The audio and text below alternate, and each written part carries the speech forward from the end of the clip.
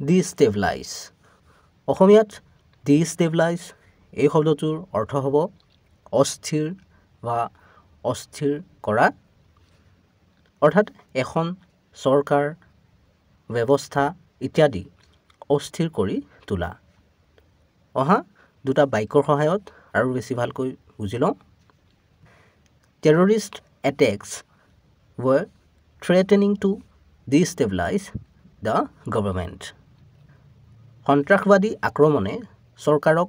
অস্থিৰ কৰাৰ ভাবুকি দিছিল The economic crisis could destabilize the entire region. অৰ্থনৈতিক সংকটে সমগ্ৰ অঞ্চলটোক অস্থিৰ কৰি তুলিব পাৰে চেনেলটো ছাবস্ক্ৰাইব কৰি ল'বা কাৰণ এনেধৰণৰ ভিডিঅ'বোৰ ইয়াতে পাই থাকিবা